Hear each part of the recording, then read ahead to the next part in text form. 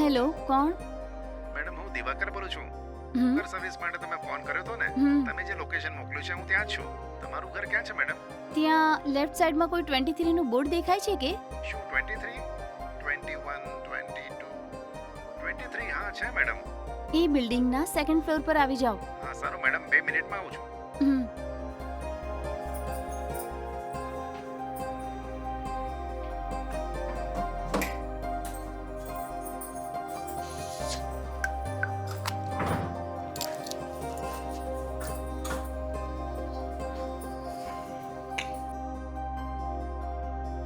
Madam તમે જ દમયંતી છો ને? હા મારું નામ દિવાકર છે. હા, અંદર આવો હમ. આવો. ઊભા રહો, હું કુકર લઈને આવું છું. હા સારું મેડમ.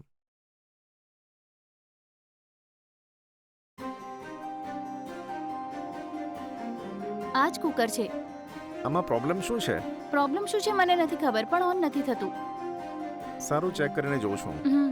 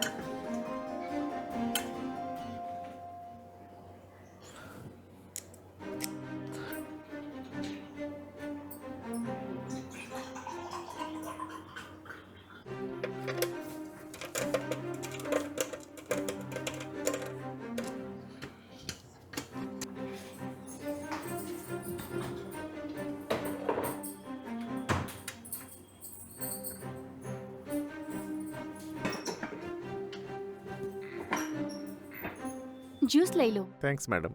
હમ હમ. કઈ નહીં મેડમ, વાયર થોડો લૂઝ છે. ઓકે. મેં ઠીક કરી દીધું. ચેક કરીને જુઓ, હવે કોઈ પ્રોબ્લેમ નથી. હમ.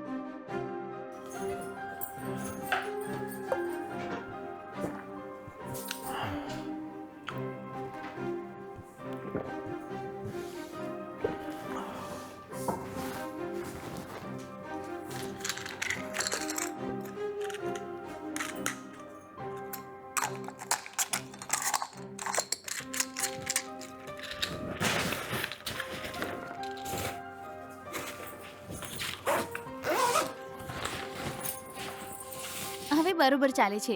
કેટલા પૈસા થયા? 500 રૂપિયા. 1 મિનિટ ઊભા રહેજો. હા.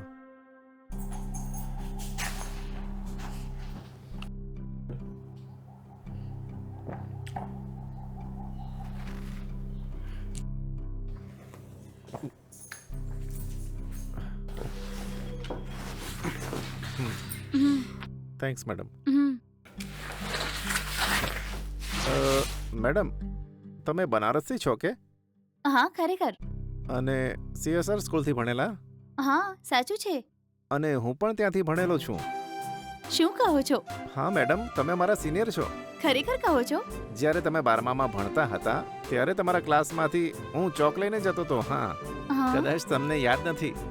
જરા યાદ કરીને જુઓ ને મને. સ્કૂલમાં બધા મને દીવા દીવા કરીને બોલાવતા. હમ. એકવાર પીટી ટીચરની સાયકલ ચોરી છે એવું બોલીને બધા સ્ટુડન્ટને મારું નામ લીધું હતું અને મારા વિશે વાત કરતા હતા. ઠંડા દિમાગથી વિચારીને જુઓ ને. હા, ધીરે ધીરે મને યાદ આવી ગયું. અરે દિવાકર, તું છે કે? હા. તને બહુ નાની ઉંમરમાં જોયો છે મેં અને હવે જોઈ રહી છું. બોલ, ઠીક છે ને તું? હા, હું એકદમ ઠીક છું. સારું. એ પીટી ટીચરની સાયકલનું પછી શું થયું? ચોરી જનાર તો કોઈ બીજો હતો, પણ એ સાયકલની ચોરી મેં જ કરી છે એવું બોલીને બધા સ્ટુડન્ટ મારી ઉપર જ શક કરવા લાગ્યા. સારું, પણ અહીંયા શું કરે છે? તારું ઘર ક્યાં છે? અહીં પાડોશમાં જ રહું છું. પોલિટેકનિક પતાવ્યા પછી એક કંપની મેં જોઈન કરી હતી. આજે એ જ કંપનીમાં માર્કેટિંગ એક્ઝિક્યુટિવ ટેકનિશિયનનું કામ કરું છું હું. ઓહ, એમ વાત છે. આટલા વર્ષો પછી તમારી સાથે મુલાકાત થશે એવું વિચાર્યું નહોતું. અચ્છા, તમે બતાવો, તમે કેમ છો? હું તો એકદમ ઠીક છું. સારું, અંદર આવ ને, બેસીને વાત કરીએ. હા હા. આવ, બેસ.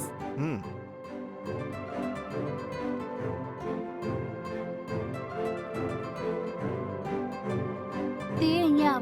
જ્યારે જૂની વાતો યાદ દેવડાવીને તો મને એ સ્કૂલના દિવસો યાદ આવી ગયા. ઓ એવું છે.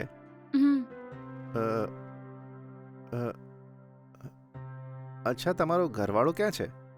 શું છે કે એ જુઓ મેં બસ એમ જ કીધું છે. ના બતાવો હોય તો જવા દો ને. સારું કઈ બીજી વાત કરીએ. એવી કોઈ વાત નથી. જો મારા પતિ ગુજરી ગયા છે. શું બોલો છો? તમે બંને ભણતી વખતે લવ મેરેજ કર્યા હતા ને? અમારા ગામના બધા લોકો કહેતા હતા કે તમારા તો લવ મેરેજ છે. ત્યારે જ એને મને ખબર પડી. એ તો છે, પરંતુ અમારા લગ્નને 1 વર્ષ પણ પૂરું ન થયું અને એ વચ્ચે એક એક્સિડન્ટમાં એમનું મૃત્યુ થયું. ઓહો, પછી શું થયું? મારા મમ્મી પપ્પા અહીંયા આવીને મને એમની સાથે ગામડે લઈ ગયા. થોડા દિવસ પછી એમણે કોઈ બીજા છોકરા સાથે મારા લગ્ન કરાવ્યા, પરંતુ એમનું પણ લગ્નના 2 વર્ષની અંદર જ મૃત્યુ થઈ ગયું. આ શું બોલો છો? અત્યારે હું આ ઘરમાં એકલી રહું છું. આ મારા બીજા પતિનું ઘર છે. એમના દેહાંત પછી અહીંયા એકલી રહું છું.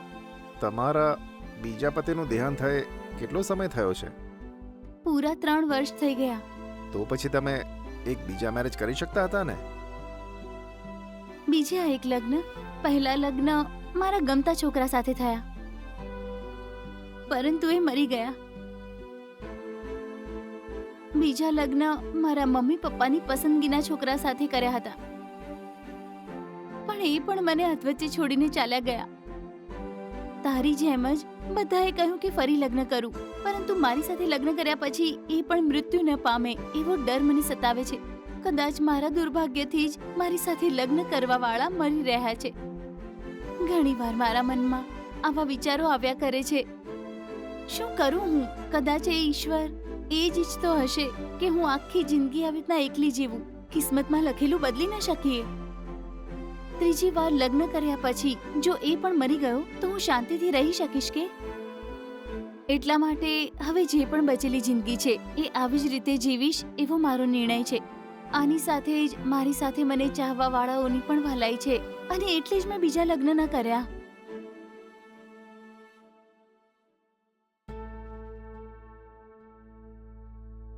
મારા જીવનના દુઃખ તને સંભળાવીને મેં તારા દિલને ઠેસ પહોંચાડીને?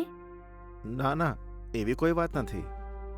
દિલની અંદર જે પણ દુઃખ છે એ કોઈને કહીએ તો દિલ હળવું થઈ જાય છે. બસ એટલે તને કહ્યું. બરાબર બોલ્યા. તમારું કહેવાનું પણ સાચું છે. અચ્છા ટાઈમ થઈ ગયો, હું નીકળું છું.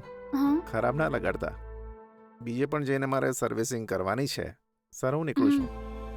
જો કે ઘર તો જોઈ લીધું છે. જ્યારે પણ ફ્રી ટાઈમ મળશે ત્યારે હું તમને આવીને મળીશ. ઠીક છે? ઠીક છે. ટાઈમ મળે તો આવજે, આપણે વાતો કરીશું. સારું.